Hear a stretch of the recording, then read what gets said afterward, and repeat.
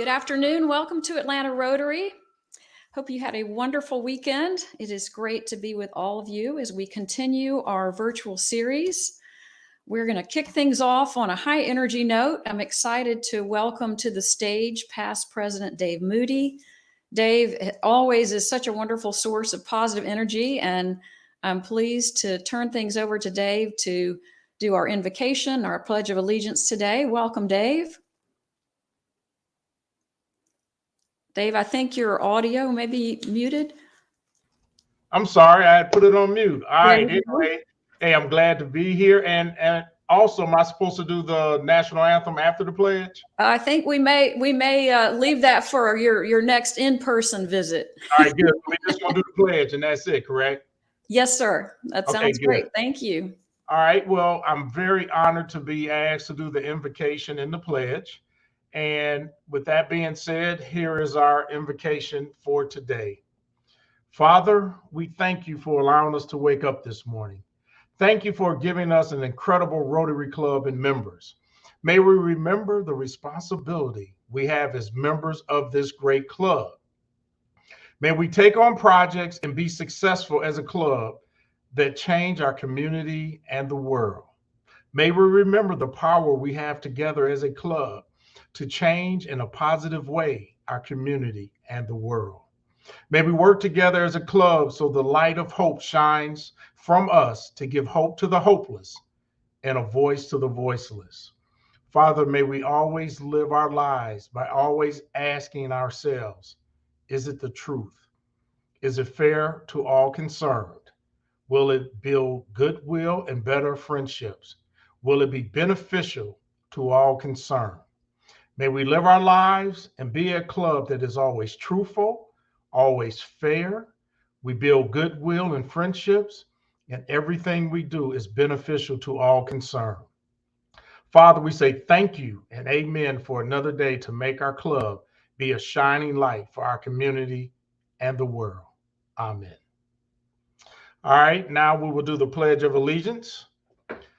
I pledge allegiance to the flag of the United States of America and to the republic for which it stands, one nation, under God, indivisible, with liberty and justice for all.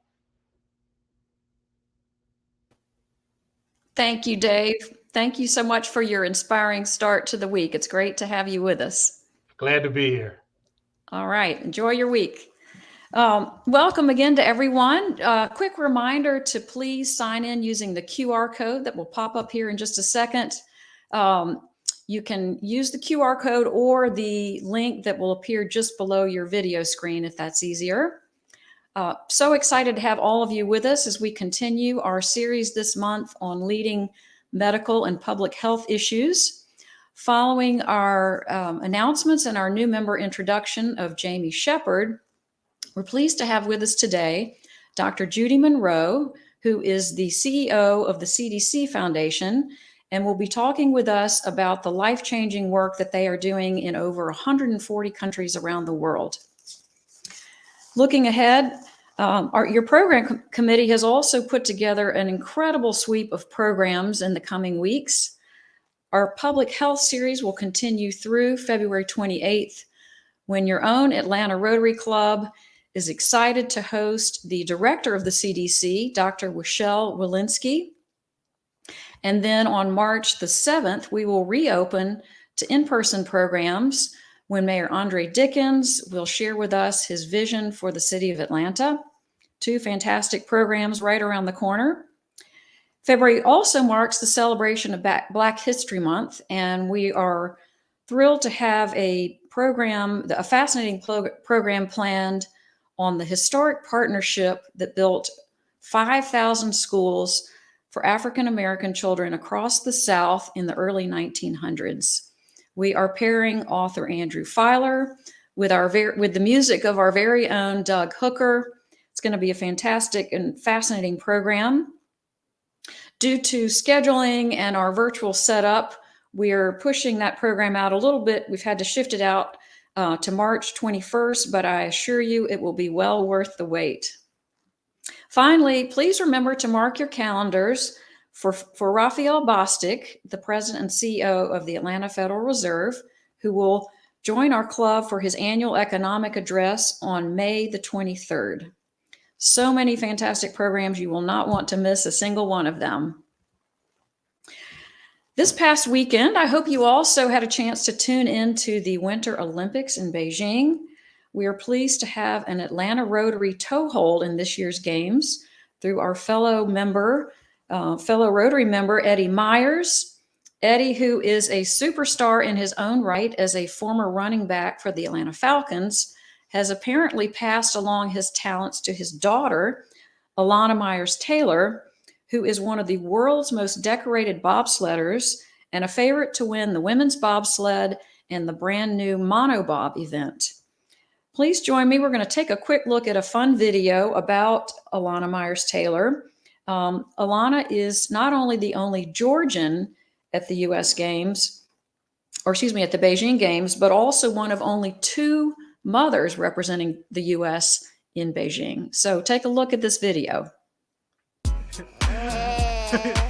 Yeah, I am Alana Myers-Taylor, and I am from Douglasville, Georgia, and I'm a bobsledder. I am Nicholas Taylor. I'm from Hayward, California, and I'm a bobsledder. And this is Nico Taylor. He is from Smyrna, Georgia, and he's a future bobsledder.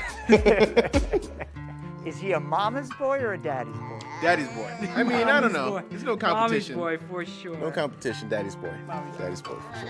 Yeah, so Nico was born with Down syndrome, and he was also born with profound bilateral hearing loss. We decided to get him cochlear implants. He's working on his hearing, and he's adapted very well to everything. Very good, Nico.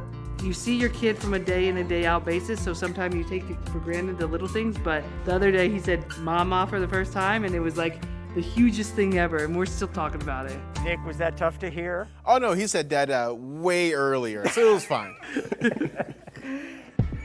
I think being pregnant, your body goes through a lot of changes, and you embrace every one of them, at least I did.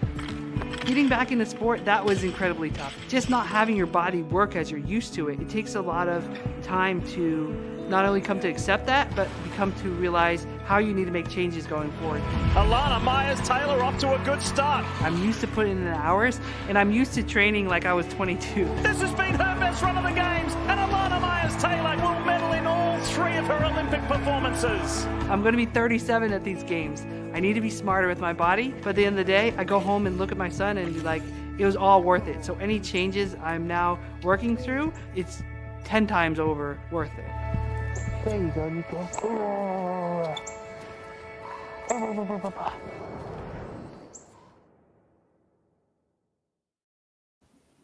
What a great story. So right after the Super Bowl, February 13th, tune in and you will get to see Alana Myers-Taylor in the finals of the bobsled. I know that we will all be there to cheer her on virtually, and so proud of both Eddie and Alana. So very exciting there. A couple of fun social events coming up. First, a reminder to sign up if you haven't already to either host or attend our small group dinner series in March. We have had already a great response.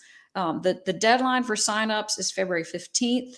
You want to make sure to get your reservation in. And I know we're all looking forward to this chance to have some fellowship with our fellow Rotarians in a smaller group format. We're also excited to announce that the annual Old Timers celebration will be held on March 9th at Capital City Club.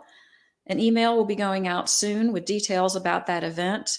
Wanted to say a special thanks to Tommy Hills, who is putting together a wonderful evening and has worked really hard to bring together a great event for everyone. So please let Tommy or Gina know if you have any questions about the Old Timers celebration. Finally, please join me in remembrance of our fellow Rotarian, Richard Hodges, who passed away on January 29th. Dick Hodges served previously as chairman and CEO of the advertising and PR agency, Liller, Neal, and Battle.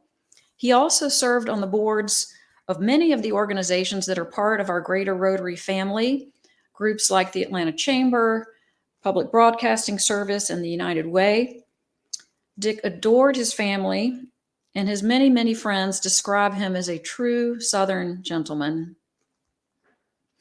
Dick was a proud member of this club for almost 50 years, and during that time, for many years, was the organizer of the Old Timers celebration. So I know that he will be in our hearts, especially as that same group comes back together in the weeks ahead. Please join me in a moment of silence as we remember with love our dear friend and beloved Rotarian, Dick Hodges.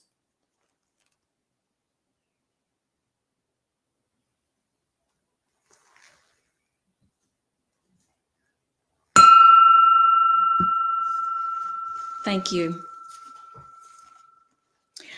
I'm now pleased to introduce fellow Rotarian Glenn Jackson, who will introduce new member Jamie Shepard. Glenn, it's great to see you, and thank you so much for sponsoring Jamie, and of course for all that you do for the club. I also know, as you are such a leader in the PR world, that you also share fond remembrances of Dick Hodges, and I know you're thinking about him and his family with all of us. Absolutely. He was such a fine man.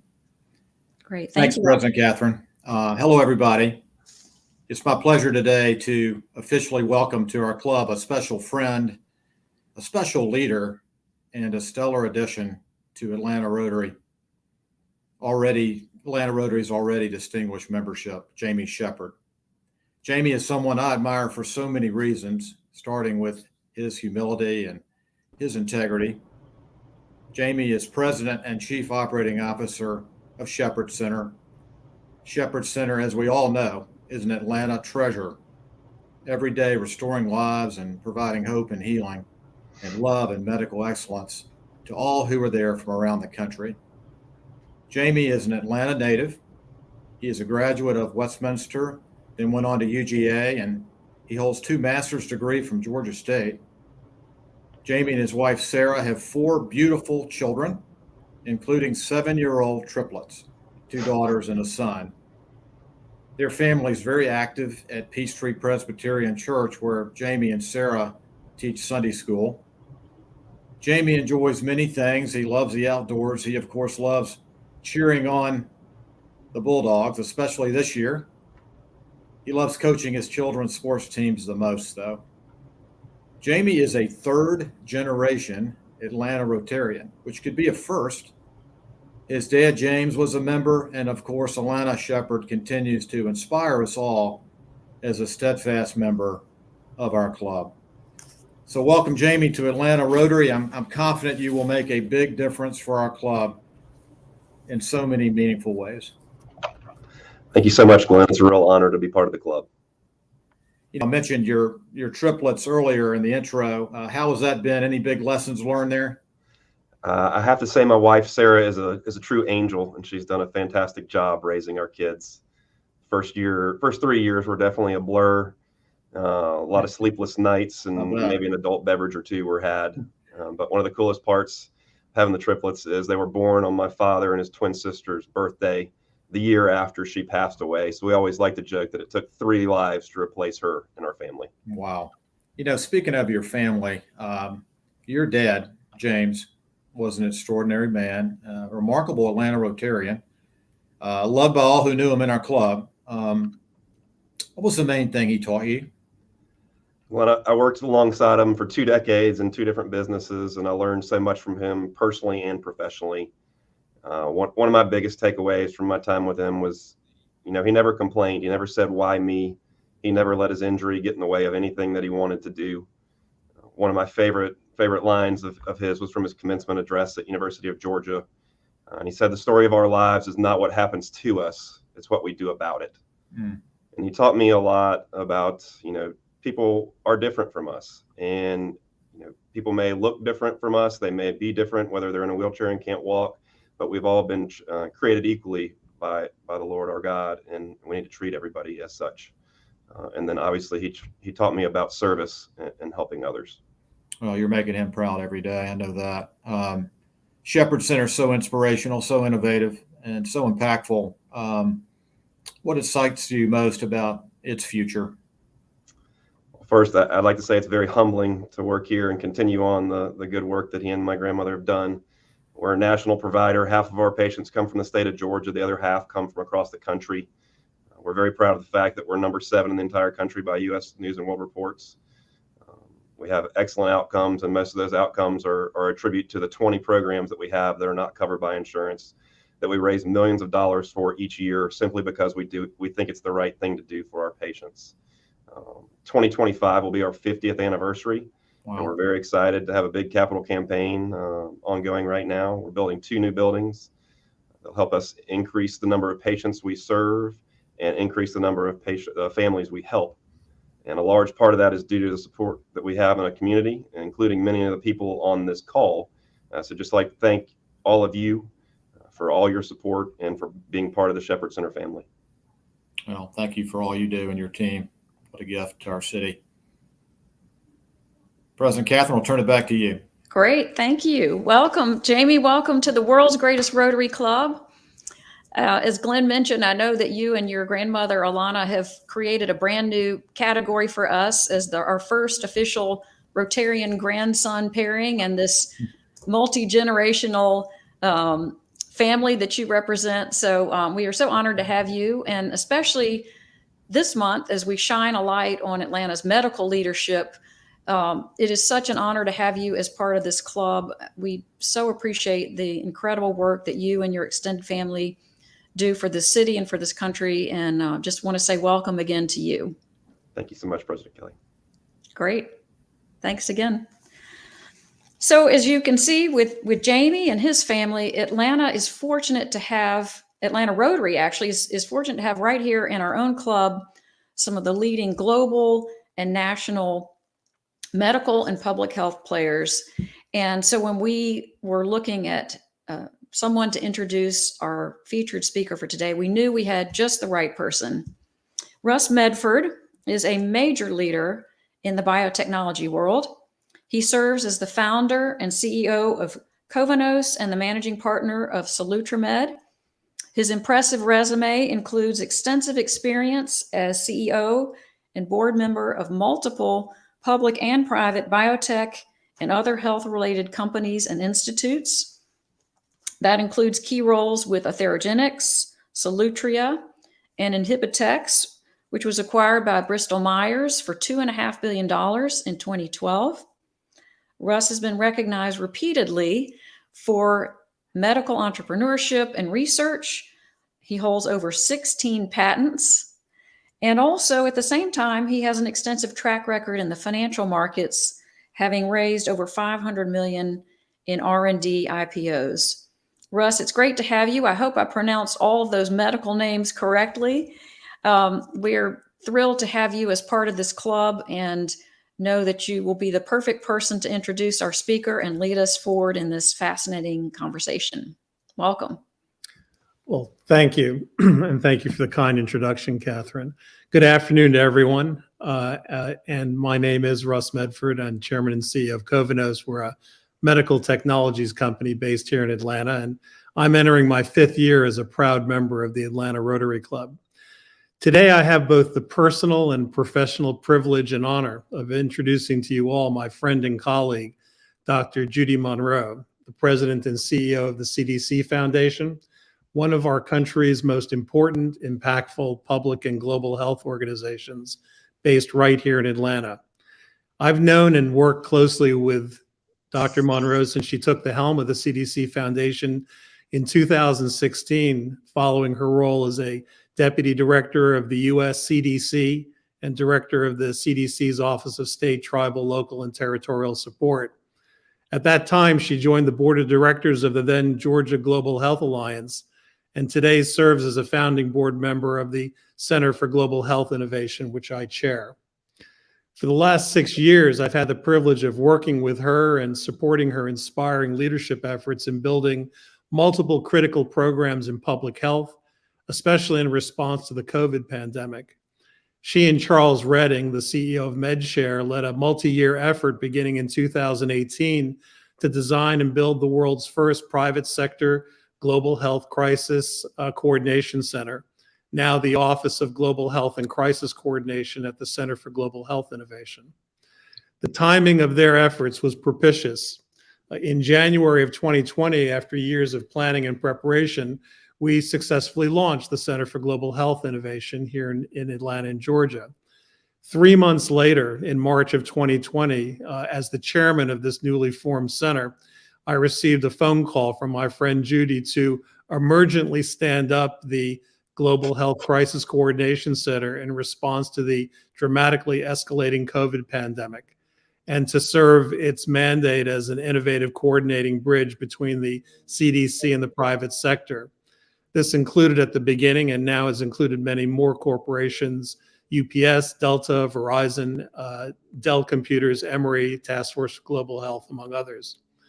Along with significant donations from both the CDC Foundation and Microsoft, and Judy's critical commitment and guidance, these efforts and innovative public-private sector collaborations made a difference then and continue to make a difference now in our efforts against COVID.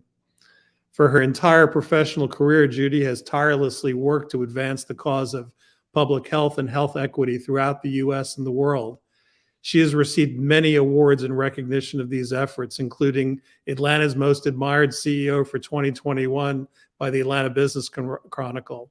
The United Way of Greater Atlanta awarded her the Woman of Excellence Award. The Metro Atlanta Chamber of Commerce in 2019 awarded her the Heroes of Global Health Award. And the American Public Health Association's Presidential Citation was received in 2018 for her work to improve health and well-being of people around the world. I might add that she does all of this extraordinary work with equally extraordinary wisdom, integrity, grace, and not a small amount of good humor and patience. In short, that our city of Atlanta is recognized as the capital of global health is due in no small part to the inspired and effective leadership of Dr. Monroe. It's with great pleasure that I introduce you, Dr. Judy Monroe. Judy? Well, thank you, Russ. That's very humbling to hear your introduction of me. We've got a few slides that we can go ahead and put up, and you'll see my title is really beginning with the end in mind, coming together to create a new script for public health. I'll talk about that at the end of my my talk, but I wanted to highlight how important it is that we look to the future of public health. And we really need everyone to do this. You'll be hearing, as you heard earlier, from Dr. Walensky later this month, that she said a couple of weeks ago that CDC cannot do it alone. And so I want to talk about that a bit later. We've certainly seen an underinvestment in governmental public health over the years. And just to highlight that at the beginning, if you look over the past decade prior to the pandemic, we had a decrease in governmental public health workforce of 15%. And throughout the pandemic, we've seen a loss of trust in governmental public health. But that's the story for later in my remarks. If we go to the next slide, I want to recap for you all the history of the CDC and the CDC Foundation. And it really is an Atlanta story that's having impact across the globe. And so if we go back, and for those of you not familiar with CDC's history, briefly, in 1946, following World War II and the malaria control in war areas, the CDC was founded. And it was really focused just on communicable diseases at that time. And then in 1947, and I love this part of the story, the CDC employees of the day passed the hat. They got $10 together for their cumulative donations, and they gave to Emory this $10 as a token payment for 15 acres of land, which of course is now the campus for the CDC headquarters, and of course all the global recognition and the importance of CDC, not to mention the footprint that CDC has had on the Atlanta and Georgia communities with the number of hires and the billions of dollars that come into their budget now. But I also, you'll see here featured Phil Jacobs and Oz Nelson and Bernie Marcus, names that I'm sure most of you, if not all of you, are well acquainted with. Prior to these three gentlemen getting involved, there were 4 CDC directors that decided that CDC really needed a foundation. They should have a nonprofit that they could work with. And this was in large part because of Bill Foege, who had, he was really the mastermind behind eradicating smallpox. And he said, along with these other CDC directors that were involved, that we need public-private partnerships, that we can't take on these really huge and important public health issues without everyone contributing, and particularly the private sector working with the public sector. So when the CDC Foundation was established by Congress in 1992, and they were putting together the board, Bernie Marcus was the first chair of the board. Oz Nelson and Phil Jacobs have both served on the board for the CDC Foundation, but they also had a chance to visit CDC's campus, and it was pretty dismal at the time. They were very concerned about the conditions and the lack of capacity, and so they created the Corporate Friends of CDC and engaged a number of other Atlanta businesses. And over time, the Friends convinced Congress to put billions of dollars into being able to build the campus that we now know as CDC. So a real tribute to the folks in Atlanta, the leadership of Atlanta. And we've continued at the CDC Foundation to carry on that tradition of having strong members of the Atlanta community and Georgia on our board. So currently we have Mayor Shirley Franklin as example. We have the Reverend Dr. Robert Franklin, who's a reasonably new member to the board. But our latest addition to our board is Laura Lane, who's a direct report to Carol Tomei at UPS, who's been a terrific partner. So next slide. So just to give you an idea of the impact, and we've been a little bit of a well-kept secret at the CDC Foundation. Folks are not as aware that we exist or that CDC even has a foundation. Again, Congress authorized our creation in 1992. We are a completely independent 501c3, and we were created to support public health and to help CDC with their life-saving work through public-private partnerships and philanthropy. And I would say, since I've been at the foundation, I mean, the thing that amazes me about being in the nonprofit world, having been at CDC and having been both in state and federal government prior, is our speed that we can move. We can move with speed and flexibility, and that's we bring that as an operating foundation to CDC and the public health community at large. We can go to the next slide. So this will give you a snapshot of what the foundation's done over the years. Since 1995, we've provided over $1.6 billion in support to CDC's work, and that continues to grow. We've got a powerful network of individuals and organizations that help us both globally and across the United States. Over 1,200 unique programs have been created and millions of lives have been saved. As an example, just our tobacco work that we've done globally with Bloomberg Philanthropies has saved probably 30 million premature deaths. Next slide.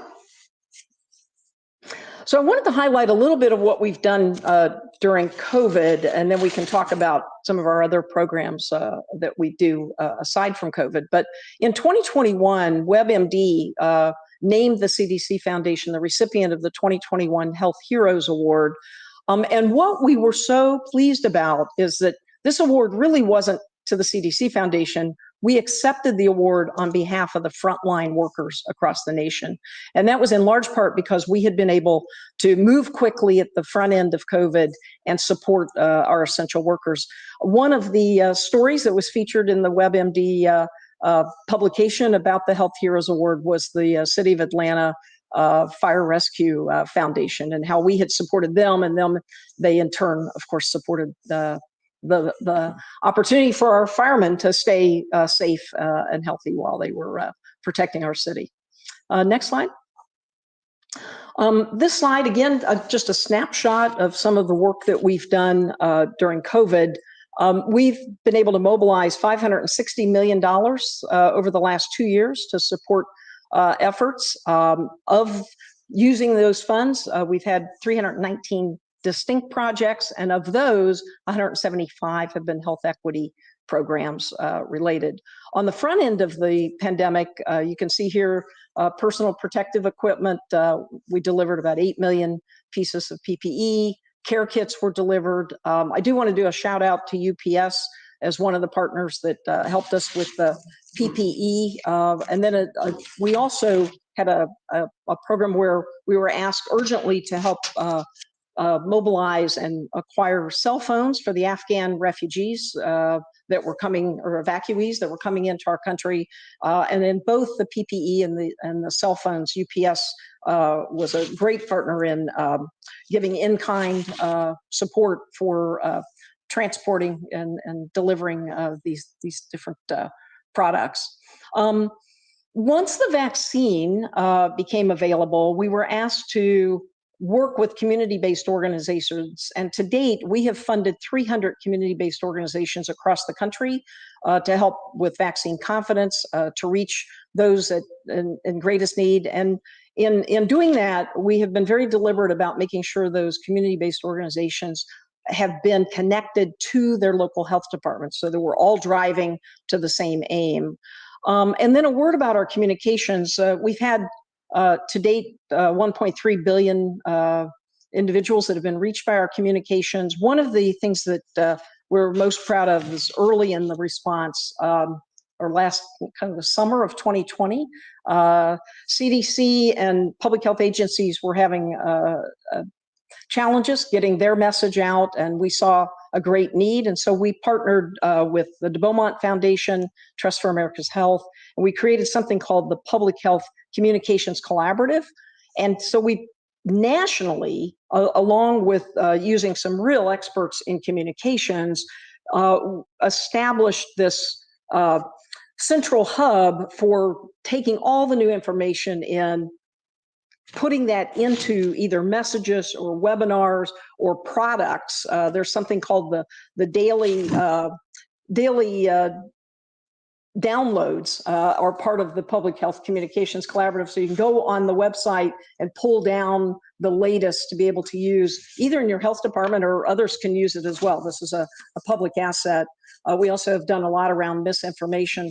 And I will tell you, the health departments across the country, this has been one of the things that we've done that they've been most pleased about, because they just did not have the wherewithal to be able to keep up with all the communications. And we all know how challenging that has been. And then last but not least on this slide talks about our search staff hiring. We have hired over 3,000 search staff for health departments. I think I have another slide on this. We go to the next to talk about the workforce. So we were approached. One of the things, the backdrop of our governmental public health right now in the United States is that our health departments, not only were they under-resourced, but our health departments also have a lot of barriers to hiring. There are salary challenges, there's recruiting challenges, but there are also caps on their FTEs and they can't hire. So now we're faced with a pandemic. Other work in public health has to continue. And so we were asked to step in and help hire. And so we have hired to date over 3,200 CDC Foundation field staff. They're our employees. We do all of the recruiting, hiring, and then we work in lockstep with the health departments to do the final selections of who they would like to have. This ranges, as you can see on the left side, we've hired case investigators, data analysts, epidemiologists, school liaisons, you name it, public health attorneys. And so just in the state of Georgia, you can see we have 88 CDC Foundation field staff that are embedded here in Atlanta and across the state to help with the response.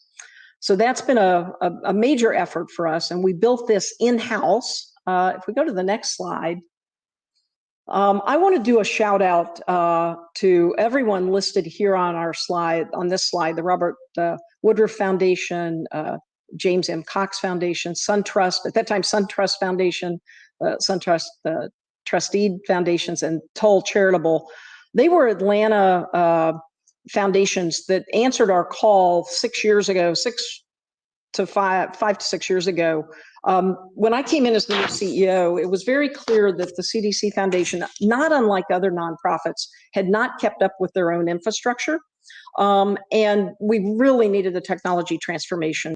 Folks were still working on desktop computers. They didn't have laptops, but we also didn't have interoperability and the technology needed for a whole host of work that we need to do. So we embarked on this huge technology transformation, and it's thanks to that effort of building the infrastructure that we were able to answer the call and to do all the hiring and to do the support during the pandemic that we were able to do. So it's a story, to me, it's a small story of one foundation, but it behooves all of us, whether we're private sector companies or nonprofits, education. We've got to keep up. We can't fall behind on what's needed. If we go to the next slide, I want to give you a sample then, and the rest of the story is that we were supported in our technology. Fast forward, we in turn have been able to support a number of entities here in Atlanta, across the state, and of course around the country and across the world. But this is just a sample of our Georgia-based partners that we've worked with recently.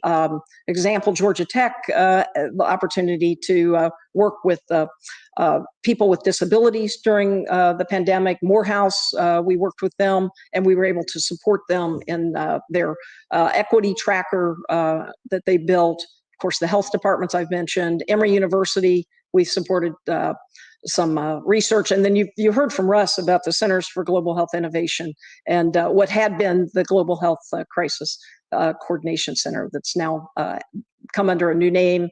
And then I'm quite excited. I'll do a shout out to Dad's Garage. We're really excited that in recent times we've been able to support the arts, to bring the arts into public health. And I think that's really the future. We need, with all the distrust and confusion, we need our partners in the arts to be our messengers to help bring public health forward.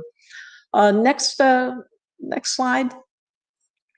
I also wanted to let you all know what we've done for businesses. And this is something that we care deeply about because we're in the business of public-private partnerships. So earlier in the pandemic, it became clear with so much changing that our businesses needed help also with their communications and the translation of guidance and so forth. So we came in partnership with the Ad Council, Business Roundtable, the Beaumont Foundation, Robert Wood Johnson Foundation, and the CDC Foundation. We funded collectively the Health Action Alliance. We were a founding partner in this.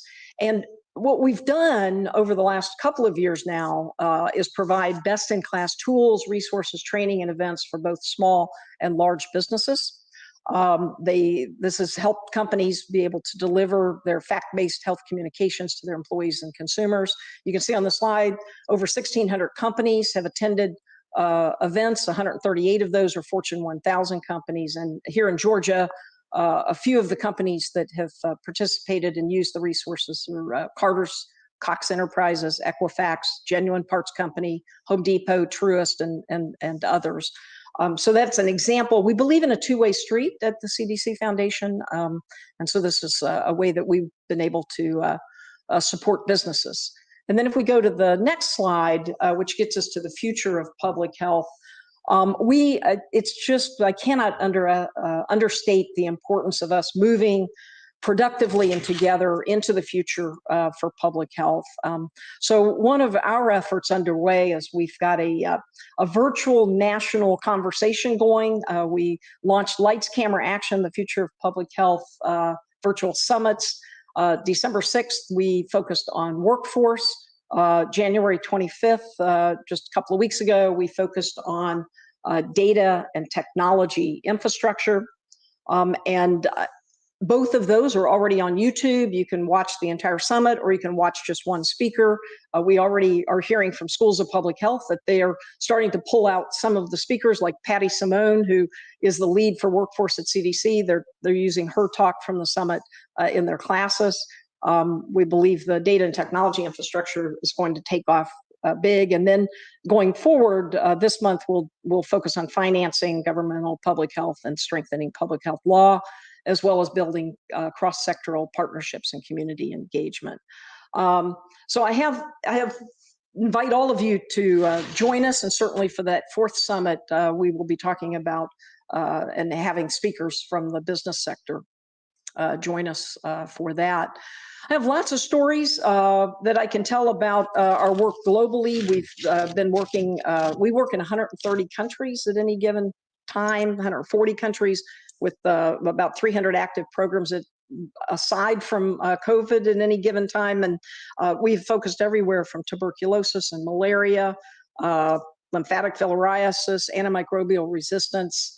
So we're very tuned into the needs of the globe at large. I've got so many things that I could share with you, but Russ, do we want to go to questions and see what the audience would like to hear about? Well, yes, absolutely, Judy. First of all, thank you for that overview for the CDC Foundation. I'd like to just let the audience know that you can request questions, and we'll continue looking at our chat board here if any questions come up. The first question, Judy, that comes up, I think, falls into the category of the role of public health now in the United States, given the COVID pandemic and the challenges that have come to stark relief, shall we say, when the system has been stressed, the underinvestment for many years in public health, the challenges for workforce maintenance and development, but also the issue of trust and information. True and trusted information is the cornerstone of health and public health. Perhaps you could comment a bit on where you see the priorities and challenges in terms of, shall we say, reinforcing and regaining trust regarding health and public health messaging as it relates to COVID, but also as this is going to apply to quite a few other diseases and health challenges we face beyond COVID. Yeah, Russ, thanks for the question. And you're hitting on such an important topic. There have actually been recent articles just in the last week talking about it's been the lack of trust or the loss of trust that actually maybe has been the greatest contributor to how the United States and in other countries we've not maybe done as well with the pandemic as we could have done. One thing I would call out is if you look at trust, businesses right now have the highest trust from the public. And so for public health, we've talked a lot about that with our colleagues, that we need the business community. We need to be in partnership as we go forward to help regain trust and build trust. And you have to earn trust. It's not a given. And so there are those efforts. We also need, when we look at the workforce in public health, that's an area for the workforce. We've got to learn to communicate and have folks in public health that communicate effectively in today's world. When we have social media, you've got it's a different world. I was the health officer in Indiana during H1N1, and I was highly trusted. I mean, I really, looking back, I so enjoyed the opportunity to be a leader in a state during a pandemic, not like this pandemic, but to have the trust of the community. There was never even any question about that. And today, it's just markedly a different world. So it takes a different skill set. I don't think the skills I brought forward, 12 years ago, 14 years ago would have been the right ones for today. Judy, that's a good point. None of us were trained in my background, as you know, is in medicine, but we were never trained in communications, and not so much what we say. I think we're all very careful as scientists and health experts in transmitting information accurately, but we're never trained to understand how is the message being received, what is actually being heard, given the different audiences that we have to deal with. So are you proposing perhaps an intensification of communications as a core element in public health training in our universities, public health centers, et cetera? Absolutely. I completely support that. And then also bringing in additional partners. I mentioned before, like bringing in the arts. I think there's so much that we could do to help rebuild trust and educate. We need a community at large. We need to be teaching in our elementary and high school level fundamentals of public health, so that folks grow up understanding when a public health message is given during a pandemic, as an example, that they should really be tuning in. So I think it's multifactorial, but I'm really excited about how multiple forms of art could help us with our communications. There's in the UK, they have a musical that talks about Fleming's life, and then goes forward and talks about antimicrobial resistance. That's a global threat right now. We have, with climate change and some of the existential threats, it behooves all of us to be communicating more effectively and more creatively to help people. Would you be prepared to Sorry, was that somebody? Okay. Specifically, what about, how does one, since you've built the Health Action Alliance, for example, and providing best-in-class tools for large and small businesses for communication, how would you propose us as members of the Rotary Club to be able to provide our workers and our colleagues the most accurate, actionable information as it regards to COVID, for example, vaccines, testing, et cetera? Yeah, so the Health Action Alliance was built exactly for that. And at any given time, their website has the most up-to-date messaging. They push out information, and I encourage everyone to go. It's completely free. It's there as a service to the business community. And certainly you can formally join up so that you're getting the materials pushed out on a regular basis. The idea behind the Health Action Alliance was, the starting point was to help companies with vaccines and all the various messages with COVID. Health equity is at the center as well to help companies with that. But there was this forward-looking opportunity that we saw, and we'll be getting into it more this year with the Health Action Alliance, for rebuilding public health. I mean, what's the public health of the future look like? So I would really encourage folks to join forces, sign up, get the information, and CEOs or others in the company can use all the tools and the communications it's pretty user friendly.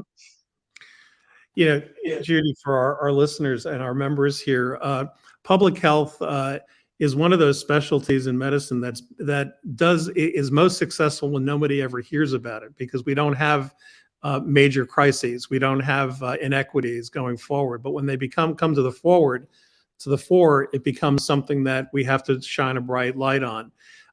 The applications, has there been an increase in applications for public health that counters the 15% attrition rate, shall we say, as we've seen?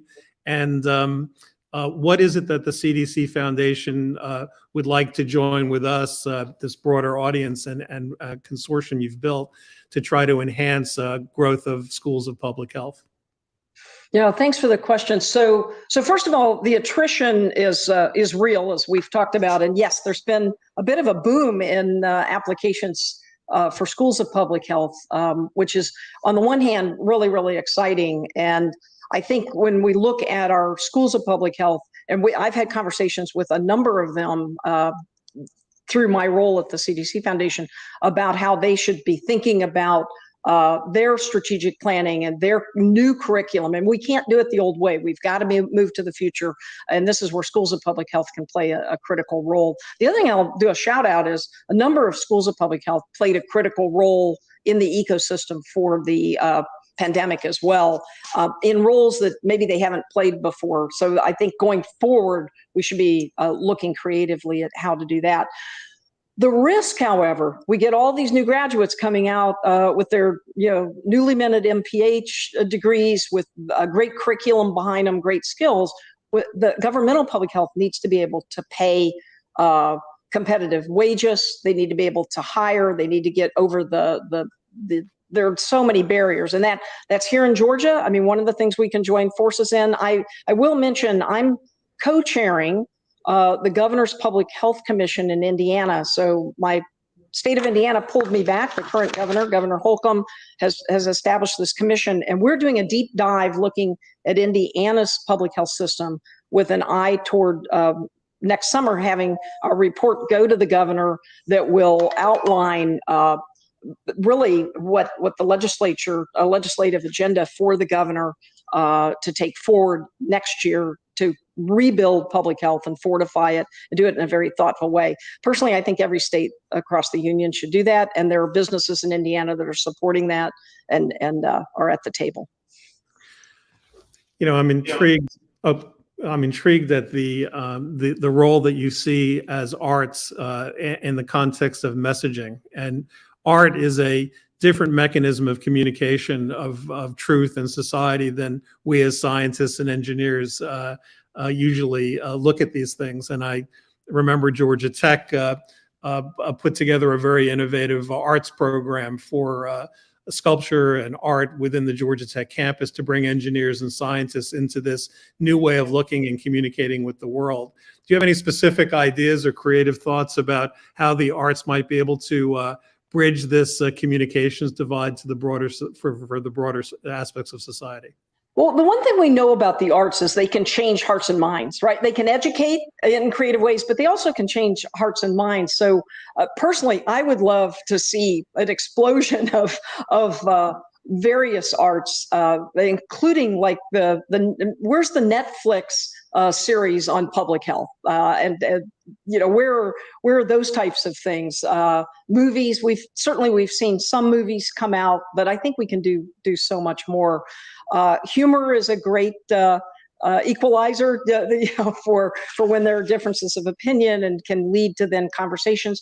I think one area, and I know in the UK, I think they've done this when you have like whether it's a play, a musical, improv, whatever you might have, and that's, you know, Dad's Club, of course, is improv, and we're funding them to help out. But I think one way to do that then is following the performance, have a discussion, have folks come together and maybe have in the aftermath a discussion. This could also be used creatively. You mentioned schools of public health. I could see training, but it's not just schools of public health. We need to train in our business schools, and there needs to be a training in all forms of education. Public health is, I used to give, when I was state health officer in Indiana, I used to give a state health commissioner award. And I looked for those folks outside of public health that were supporting public health, whether they knew they were or not, to make the point that we're all in this together when it comes to public health. My last question for you, and then I'm going to turn it over to our president. Can you put into context how you see our challenges going forward? COVID has been a existential issue for us, a crisis for us in the United States and the world. But health issues have been, there are multiple serious health issues that are not COVID that move forward. Can you help us give your perspective on how we're able to integrate solutions in these other areas, what they are, and how public health moves forward to try to address them? Yeah, I mean, we have numerous big problems. I mean, when you look at mental health, when you look at the opioid crisis, I mean, there are problems that have gotten worse during COVID. When you look at chronic disease, of course, access to care, it goes on and on. The list is very long. One thing I would say to everyone, and I think we need to collectively be really smart about this, we have forged new relationships during the pandemic. And obviously public health has been in the news every day. It would be a real shame to lose that. We need to continue the relationships, the connectedness, and move forward together in helping to solve these big issues as we get our country and our world, for that matter, back on track. Funding, governmental funding, and being smart about that. I'm folks that work with me at the foundation, they know I like good management, and I like money well spent. So I think that's it starts with how are we using our resources, and are we using them as wisely as possible? And I think we do that by making sure that we have the right discussions before decisions are made. Well, thank you very much, Judy. I'm going to turn this over now to President Kelly, who has a question to close. Catherine? Great, thank you. And actually, my question ties into some of the things you were just talking about. I love the way that you're, Dr. Monroe, you're thinking about these connections between the arts and humor and public health, and talking about these relationships. I'm curious, in Atlanta, we have such a collaborative spirit among many organizations, and with others here in Atlanta, such as CARE, the Carter Center, your work, Can you talk a little bit about what those collaborations look like within these Atlanta organizations that have a public health theme, but either formally or informally? How are you all communicating with one another? Yeah, we communicate frequently. Many of those organizations you named. Much of the time, the focus is on global work, projects globally. I remember, with the Afghan evacuees, that was a big crisis, and I remember being on the phone with CARE, Michelle Nunn and her team, to collaborate on what did they know. They have a big footprint in Afghanistan, as an example. So we were sharing knowledge and figuring that out. But going forward, I think we have this moment in time. You raise an opportunity that we have, and we certainly have the Center for Global Health Innovation that many are members of and involved in. But I think we have a moment in time with the collaborative history of Atlanta. And with CDC being here to come together, maybe even in more meaningful way, looking to the future of public health, as I mentioned. So I'd love to explore that with everyone. And then I should mention, I'm in conversation with the World Health Organization's executive director of their foundation, the WHO Foundation. And so everything that we do here in the United States, we're always looking, how does that translate globally? How can we learn lessons and expand even beyond? That's great. We've had a lot of conversation around the Atlanta Way and the seeds of the Atlanta Way that carry forward. And I think you're talking about some of those very themes that impact the healthcare sector. So we would love to take you up on that and continue the collective challenge to collaborate. So thank you. And thank you both. Russ, as always, your insights, you're the perfect person to help us in this conversation, and a wonderful introduction of Dr. Monroe. And Dr. Monroe, thank you for the incredible work you're doing all over the globe. We're so grateful to have you right here in Atlanta. So appreciate both of you being here. Well, thank you. We have quite a team at the foundation, so it's all team effort. Sounds like it. And we're happy, by the way, to help you become less of a well-known secret. So it's one of our jobs today. Thank you. All right. Thank you. Well, please join us. You can see this fascinating medical conversation, healthcare conversation that we're having this month. We will continue next week with Dennis Leota, who is the leader of the Emory Institute for Drug Development, talking about innovations around the COVID pill. Another fascinating conversation. So please join us for that. In the meantime, have a wonderful week, and we will see you then. Bye-bye.